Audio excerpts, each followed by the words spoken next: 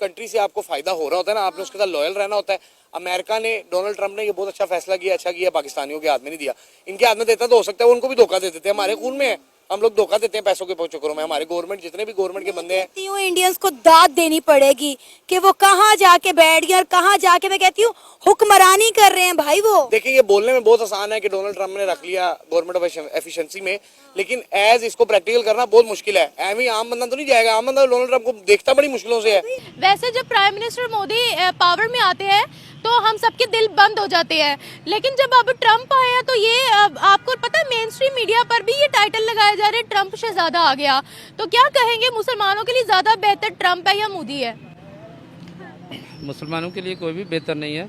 जब मोदी का इलेक्शन हो रहा था तो हमारे वज़ीर आज़म ने कहा था कि मोदी आएगा तो कश्मीर का मसला हल होगा, इसको आना चाहिए, लेकिन वो भी नहीं हुआ। वो बल्कि वो कश्मीर का वो उन्होंने जो रियासत की तशखीस थी वही ख़त्म कर दी। जय हिंद दोस्तों, भारतीय लोग जहाँ भी जाते हैं वही अपना झंडा गाड़ देते हैं, चाहे अमेरिका हो या अफ्रीका। अमेरिकन इलेक्शन होने के बाद जिस तरह से अमेरिका के नए प्रेसिडेंट डोनाल्ड ट्रंप ने हिंदू लोगों को अपने टीम में शामिल कर लिया है, उसे देख पाकिस्तानी लोग रो रहे हैं। तो चलिए दोस्तों, पाकिस्तानी लोगों की क्या राय है देखते हैं। अच्छा खासा जो ये रामास्वामी अच्छा खासा तगड़ा और अमीर बंदा है, वो फंडिंग करता रहा है सारी कैंपेन की जब ये इलेक्शन हो रहे थे डोनाल्ड ट्रंप के। देखिए अमीर होना एक अलग बात है, हो सकता है रामास्वामी से ज्यादा हमारे पास पाकिस्तानी अमीर हो, लेकिन एक अपनी इज्जत होती है, सेल्फ रिस्पेक्ट होती है। धोखेबाजी एक अलग चीज है, अमीर होना अलग चीज है, धोखेबाजी अलग चीज है। रामास्वामी धोखेबाज नहीं था, इस वजह से उसको ये पोस्ट मिली है। यहाँ पे हमारे पास अमीर भरे पड़े हैं, नवाज शरीफ देख लें, जरदारी देख लें, इमरान खान देख लें, इतने पैसे, आपकी सोच है सिंध में इनकी जगह ही नहीं खत्म होती। लेकिन क्या बात है, धोखेबाजी है। धोखेबाजी जिस दिन खत्म हो सकता है उस दिन डोनाल्ड ट्रंप हमें भी रख ले किसी पाकिस्तानी किसी जगह पे। मैडम ये तो ट्रस्ट की बात है ना, एतबार की बात है। देखें वो एतबार के काबिल हैं तो ट्रंप भी उन पे एतबार कर रहा है। इंडियन डीलिंग में, लेन देन में, तिजारत में, हर शोबे में पाकिस्तानियों से बहुत आगे हैं। अगर पाकिस्तानियों से वो सैंपल मंगवाएं तो ये 10 चीज़ों का अगर सैंपल भेजते हैं और 10,000 पेयर्स का ऑर्डर होता है तो सिर्फ सैंपल ही असल निकलेगा, बाकी सब चीज़ें नकली निकलेंगी। तो यही वाला हमारा वो शायद वो वाला भी ट्रंप वाला भी हमारी एक्सपेक्टेशन है, वही हूँ जो हमने मोदी से लगाई थी। कश्मीर का कौन सा मसला है सर?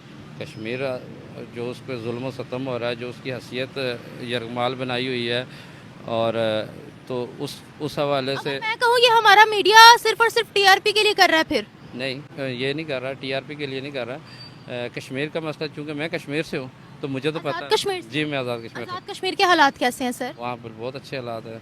इंटरनेट है? इंटरनेट तो यहाँ पे नहीं चल रहा मेरा, तो वहाँ पे क्या चलेगा? मैं अभी देख रहा था तो इंटरनेट नहीं चल रहा मेरा। कैसे है? गैस पहाड़ी इलाके में जहाँ तक होती है।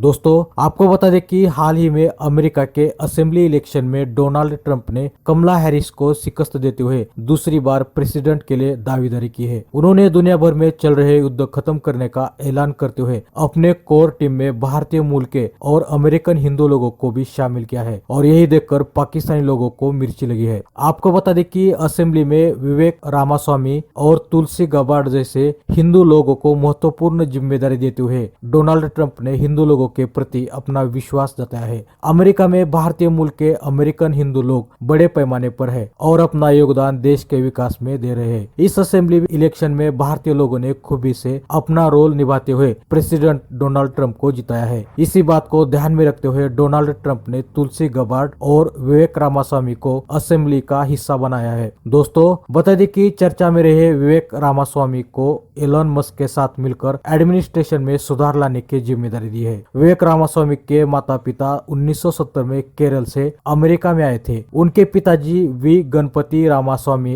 National institute of technology Calicut से स्नातक करने के बाद जनरल इलेक्ट्रिक के लिए एक इंजीनियर और पेटेंट वकील के रूप में काम किया करते थे, जबकि उनकी मां गीता रामास्वामी मैसूर मेडिकल कॉलेज और रिसर्च इंस्टीट्यूट से स्नातक एक वृद्ध मनोचिकित्सक के रूप में काम करती थी। बता दें कि तुलसी गबार्ड एक अमेरिकी राजनीतिज्ञ और यूनाइटेड स्टेट्स आर्मी रिजर्व अधिकारी है। असल में तुलसी गबार्ड भारतीय मूल की नहीं है, बल्कि उनकी माताजी ने हिंदू धर्म अपनाया है। उनकी माताजी का हरे कृष्णा संस्थान के साथ पुराना रिश्ता है और तुलसी गबार्ड का बचपन का हरे कृष्णा भजन गाते हुए वीडियो और अमेरिकी संसद में भगवत गीता पर हाथ रखकर शपथ लेते हुए वीडियो काफी वायरल हुआ था। तुलसी गबार्ड के माताजी ने अपने बच्चों के नाम तुलसी, भक्ति, जय, आर्यन और वृंदावन 51 रखे हैं। दोस्तों, अमेरिकन शिक्षा संस्थान में सबसे ज्यादा योगदान भारतीय लोगों का है। लगभग 22,000 भारतीय अमेरिकी उच्च शिक्षा संस्थानों में पढ़ाते हैं और अमेरिका के शीर्ष 50 कॉलेजों में से 35 यानी 70% का नेतृत्व भारतीय अमेरिकी करते हैं।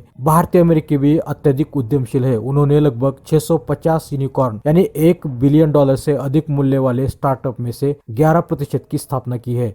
इंडिया जो दिखाता है उनकी क्वालिटी पे भी कॉम्प्रोमाइज नहीं होता है, इसीलिए इंडिया के हर मेयार को मापते हुए उन्होंने समझा कि इन्हें कैबिनेट का भी हिस्सा बनाया जाए और इन्हें पॉलिटिक्स में भी मतलब हर तरह से इन्हें फैसिलिटेट किया जाए। सर अब ये देखे ना कि विवेक रामास्वामी जो है वो इलॉन मस्क के साथ जो है एक ही डिपार्टमेंट के अंदर काम करेंगे, तो कोई छोटी बात नहीं है।